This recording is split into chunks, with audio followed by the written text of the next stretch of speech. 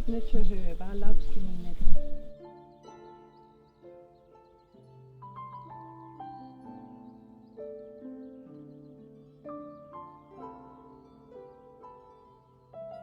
We will make tea and tincture. Here is plantain. It grows everywhere. We're not going to use the root, and you can see the flowers. So when you buy psyllium husks, it's these, it's the seed.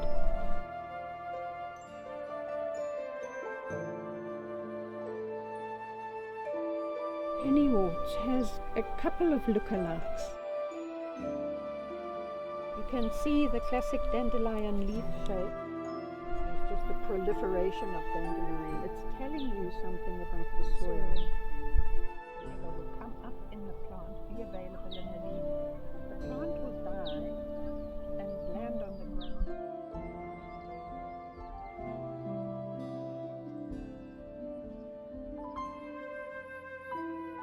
Of aloe vera that grow quite easily in South Africa. Spotted leaf, and it does have the serrations, the serrated edges on the leaf, and it's very, very fleshy.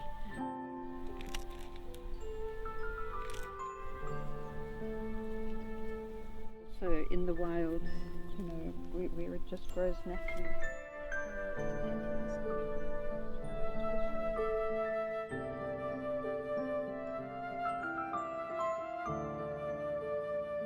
Leaves and maybe a flower or two. And when you're picking, pick all ages of leaves. One or two old ones. No, not rose geranium.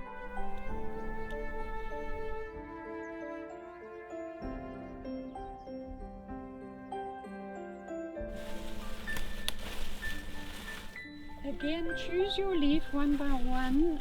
This plant is nearly ready to flower, am I right? It does take over, so anything that I've got extra, I'll be welcome to. This was So stinging nettle, the main property of stinging nettle that I use is that it alkalinizes, it breaks up acidity. You know, if you have gout, if you have acid buildup anywhere in your body, a good stinging nettle tea will help. And because of that property of breaking up acidity, you can pretty much use it for anything, anyhow, anytime. Lavender has essential oils that are very general purpose, anti-inflammatory, antibacterial, antifungal, speeds healing, and rosemary also pretty much. But rosemary has the property of being a brain, it wakes up your brain, it's good for making you awake. Nasturtium you can eat as a salad. It's just full of minerals. It's full of all kinds of good nutrients. But it's also the herb that's been identified to address ear infections. So especially for babies, I would get my children making nasturtium tea. Add a bit of honey and this. If you go to the nasturtium seeds, those have antibiotic properties. Put in your salads, seeds, leaves, flowers, as preventative medicine. Dandelion's property is it's a bitter, and it will help your liver and gallbladder. Also the roots of dandelion, there's so much mineral. Dandelion and stinging nettle and yarrow are pretty much mineral supplements. Also the root and the leaf do different things for the liver. So if you were a trained herbalist and somebody came to you with something that's wrong with them, you would know by their illness whether to use more root or whether to use more leaf. Sunburns, insect bites, both of these. My story of aloe vera and lavender was I walked the Compostela. So I literally cut a piece of very chunky aloe vera leaf like this, put it in a Ziploc bag, and the lavender I steeped in oil, which every day before I put my shoes on, I'd rub the lavender oil and take a tiny chunk of the aloe vera and rub it over all my toes and my whole foot. And same with the homemade lavender oil. And I got blisters every day. I'd stop, take off my shoes and socks, especially rub my blisters places. At night, again, the whole process, lavender oil and aloe vera. Wake up in the morning, gone. Blisters, gone. Yarrow is definitely the blood herb. If you go to the herbal books, they will tell you use yarrow if you have menstruation that's too scanty or too strong. Yarrow is a balancer. We used yarrow on the farm whenever cows came home with a wound. Plantain is the antihistamine. We use this mostly for bee stings. Plantain, the juice of a plantain leaf. Just take and rub. The closer you are to having picked it, the more juicy it is. The hallmark of chickweed is that it's fever. It will bring down fevers if necessary. Also keeping in mind that a fever is part of your body's innate healing process, but when it's necessary, just eating chickweed will calm a fever. But it's also very much a cleanser. It cleans the blood. Pennywort is another all-round herb. I particularly use it for liver. Gotukola, its Indian name, or pennywort, is a herb I use regularly just to improve the condition of my liver, as liver and gallbladder support. Comfrey is a wonderful herb. The leaf is not edible. One of the sides you use if you have splinters or thorns. So one of the sides does drawing, pulling, the other side of the leaf does giving. Generally how I used comfrey is I would steam it so it's a little bit soft and then mush it and make a poultice. You would make comfrey tea with the comfrey roots if you had a broken, if you were setting bone. Comfrey is so all round, if that's all you had, whatever, you just use comfrey. Take out all the pieces of grass and things that are not that particular herb.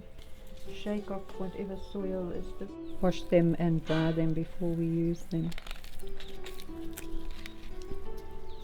And the roots of stinging nettle and yarrow are very much menopause medicine. So will you take responsibility for getting the soil off here and giving these a scrub? And we will do, all we want to do is get the dust out.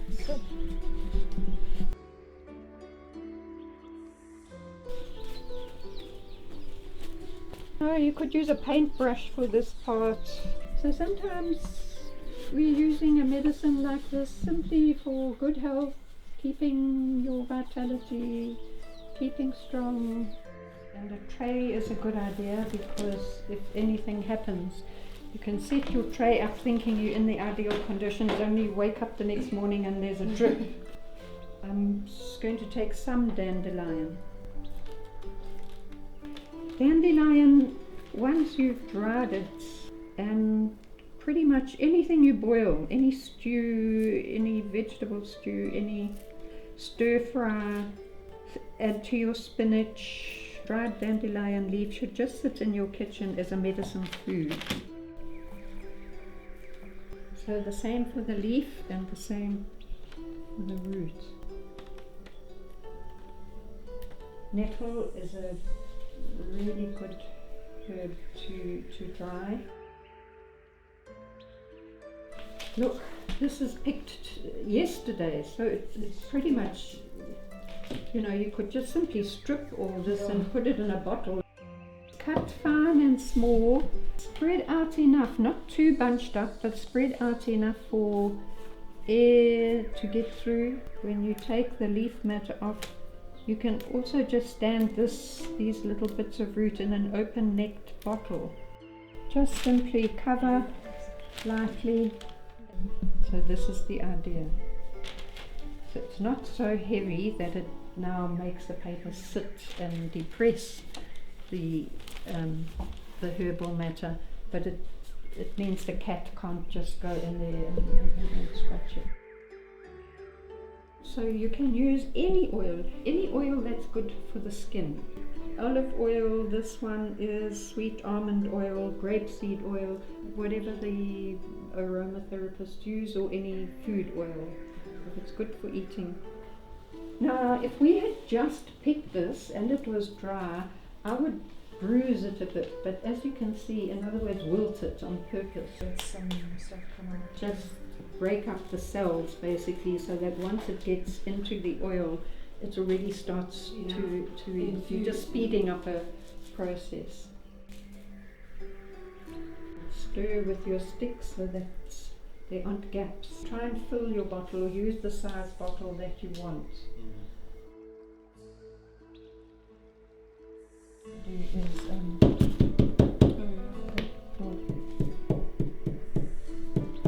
And 2 weeks, yes. Do you put the date, the name of the plant, that it's an oil, it's not a tincture there, and just the date.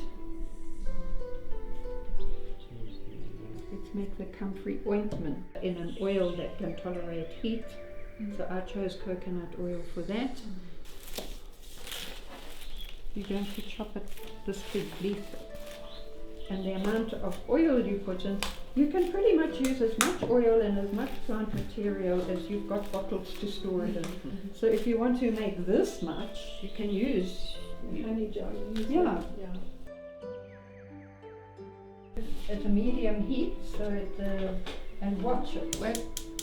All you want is for the coconut oil to melt and be liquid. What we're looking for is a 1-to-1 mix. So add slowly. Are you going to do that one? You can make a rosemary ointment the same way, you can make lavender the same way. For today we are doing simple. In other words, we're only making medicine out of one herb at a time.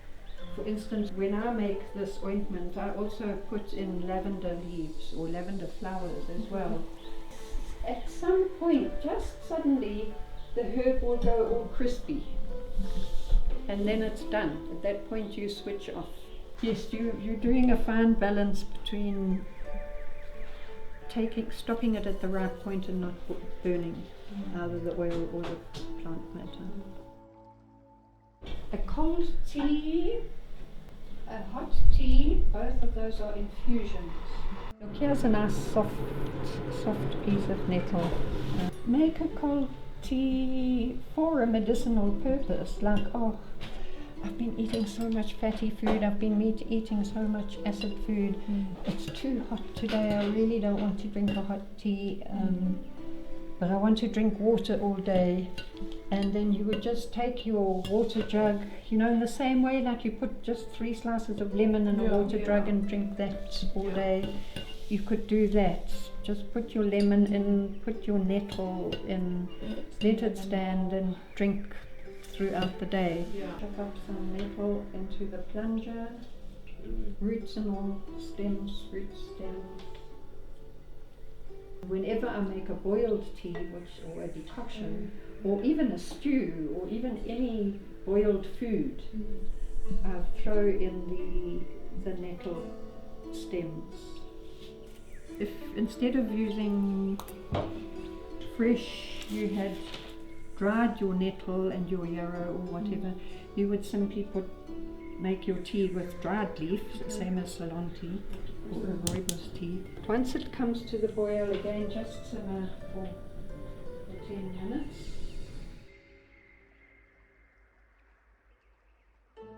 You don't fill the cup, it'll taste so. One of the reasons to use alcohol as a preserving method for herbs is simply that it preserves, and once you've made a tincture, it's there for years.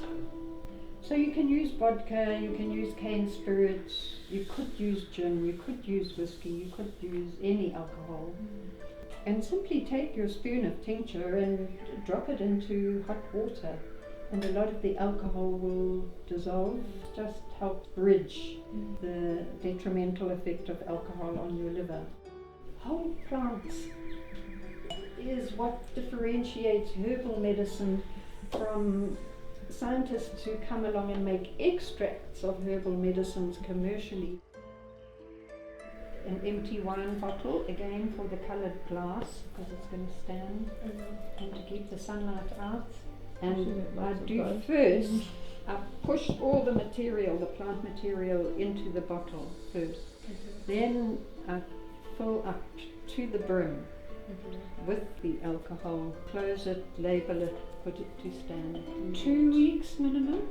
Comfrey to make a poultice for a wound. You want to keep it clean, or to clean a wound that's already gone pussy or septic. A comfrey poultice. If you haven't got comfrey, you can use honey. If you've got comfrey and honey, you can use comfrey and honey together. So you steam, preferably steam rather than boil, the comfrey leaf until it's really quite soft. Get it on the skin as quickly as possible, bandage it. So let's say I had a really nasty wound, and then bandage and leave it on for hours. And did they say one? Yeah, 1 to 3 I'm days. even putting less because I know.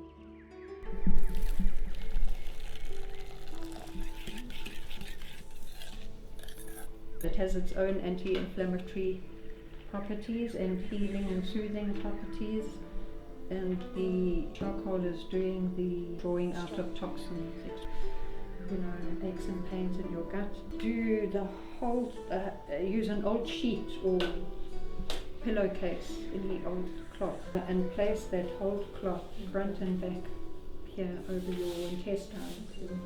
Once you've done that, you get your glad wrap, and you just glad wrap that thing into place. Then you get your towel or your dressing gown or something, and you wrap that. You basically do everything you can to store the heat.